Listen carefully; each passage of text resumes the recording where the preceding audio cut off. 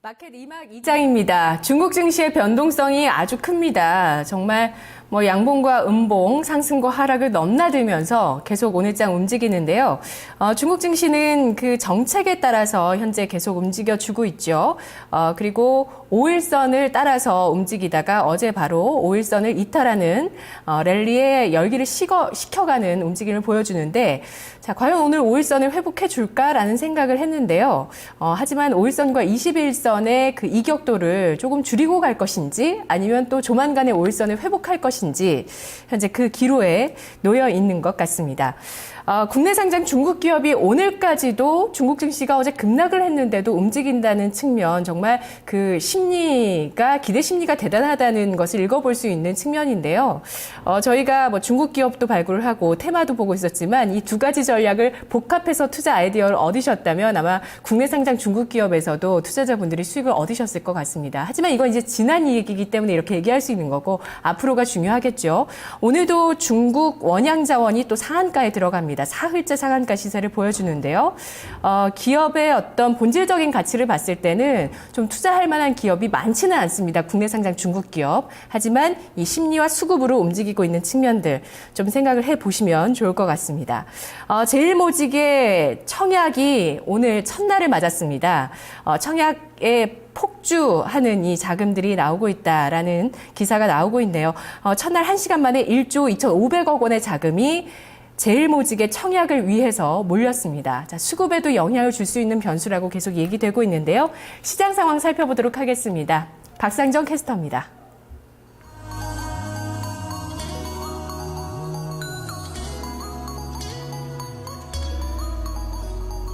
지난 30분 동안에 시장의 변수가 될 만한 게 어떤 게 있었을까요? 좀 경제지표 나온 것들을 쭉 보니까 중국 쪽에서 물가지수가 두 가지 나왔습니다. 이 소비자 물가지수 그리고 생산자 물가지수 모두 다 나왔는데요. 시장 예상치를 약간은 좀 하회하는 흐름을 보여주고 있습니다. 이 중국 쪽에서도 디플레에 대한 우려감 나오고 있는데요. 물가지수도 예상치를 약간은 좀 밑돌고 있는 흐름. 오늘 시장에는 어쨌든 지수에는 크게 좀 영향력을 미치지 못하고 있는데요. 여기까지가 시장부터 보겠습니다.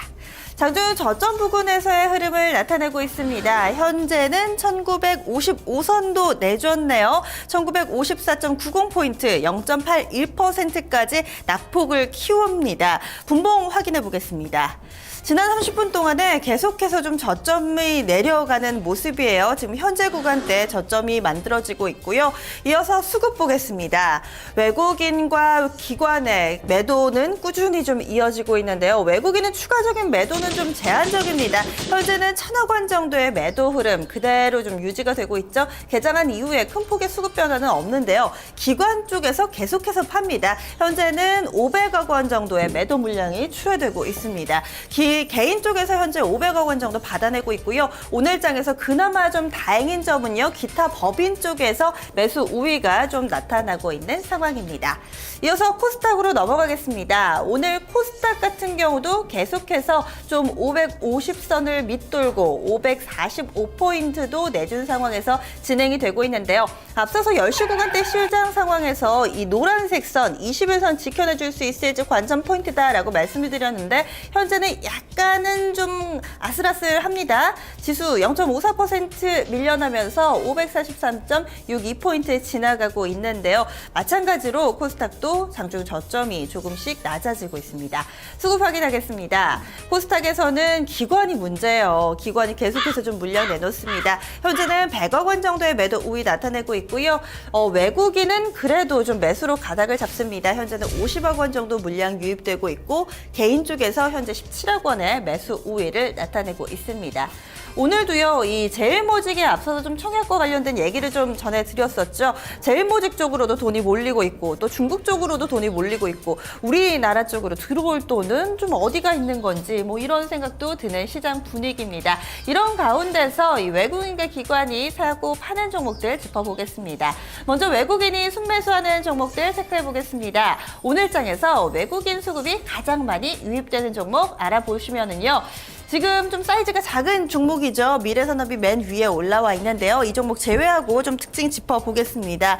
아시아나항공과 SH에너지화학, DGB금융지주, 대유에이텍, 쌍방울, 파미세, 한국전력, 보혜양조, 바른손, 대우증권입니다.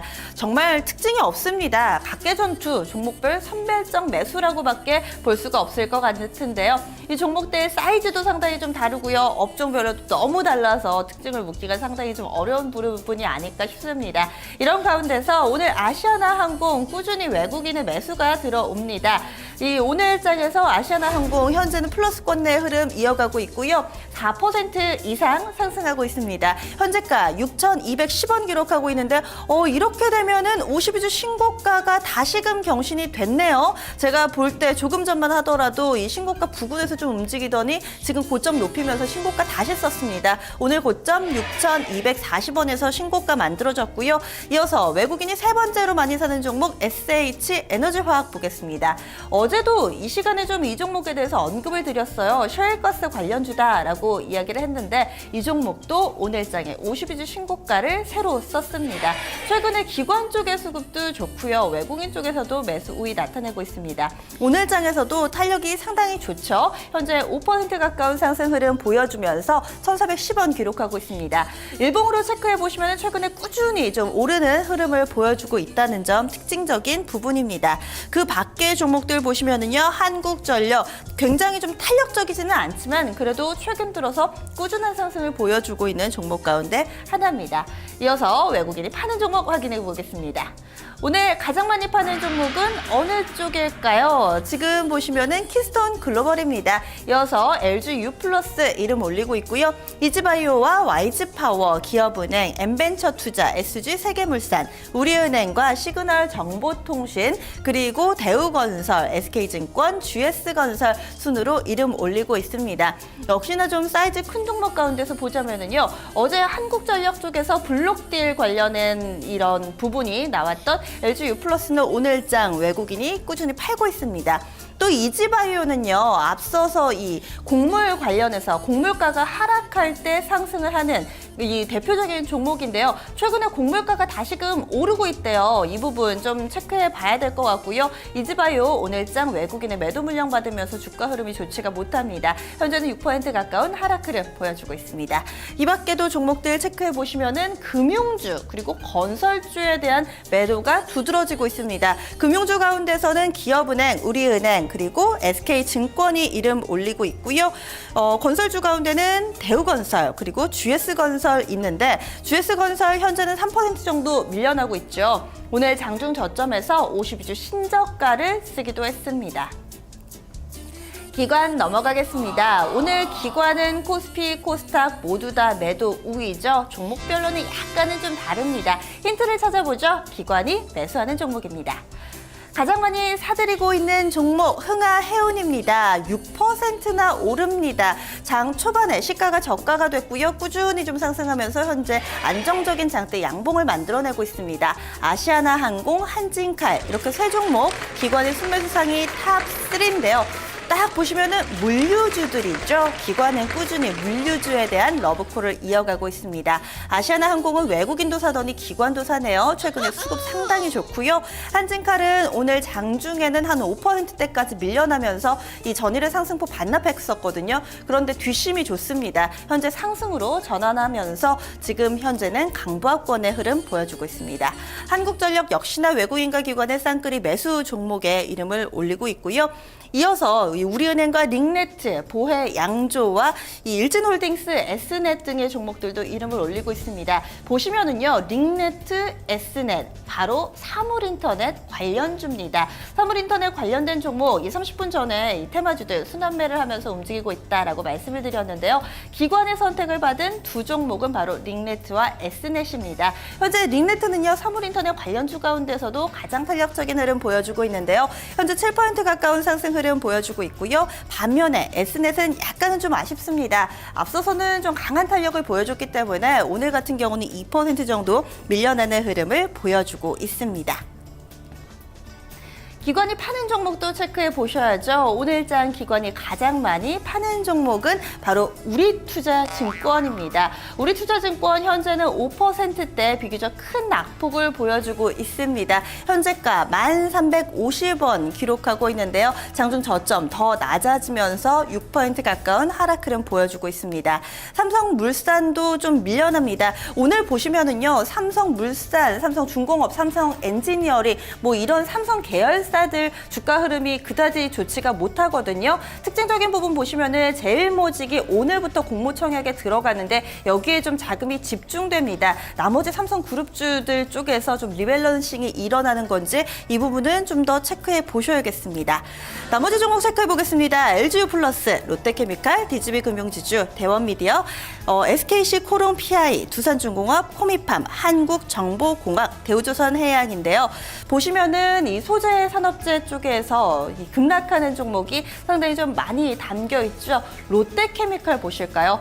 화학주들 조정받을 때도 이 종목은 상대적으로 잘 버텨준다라는 평가를 받았던 종목입니다. 그런데 오늘 무슨 일이 있었나요? 현재 10%나 급락하고 있습니다. 16만 원권에서 좀 움직임 보여주고 있는데 장중 저점을 낮추고 있죠. 이 롯데케미칼 같은 경우는요, 앞서서 스프레드라고 하죠. 마진. 이 마진이 좋아진다라는 것이 증권가의 분석이었습니다. 다른 이 화학주 대비로 상당히 선전을 했는데 이 증권가의 분석이 정말 빈대떡 뒤집듯이 매일 좀 바뀌는 것 같아요. 얼마 전에 유안타증권 쪽에서 4분기 영업이익이 예상치를 하회할 것이다 라는 뉘앙스의 리포트를 내놨다고 하는데요. 실적에 대한 우려감으로 다시금 바뀌면서 오늘장의 급락을 보여줍니다. 기관 쪽에 매도 집중되고 있다는 점 특징입니다. 이 밖에도 두산중공업 오늘장에 낙폭이 깊습니다. 현재 두산중공업 6.64% 밀려나고요. 역시나 장중 저점 부분이네요. 오늘장의 전 업종 가운데 기계업 중에 가장 낙폭이 큽니다. 아무래도 두산중공업의 급락 영향이 반영된 것으로 보입니다. 신규 상장한 지 얼마 안 된 SKC 코롱PI는 기관 쪽에서 계속 물려 나오는데요. 어쨌든 오늘은 플러스권에서의 흐름 보여주고 있습니다.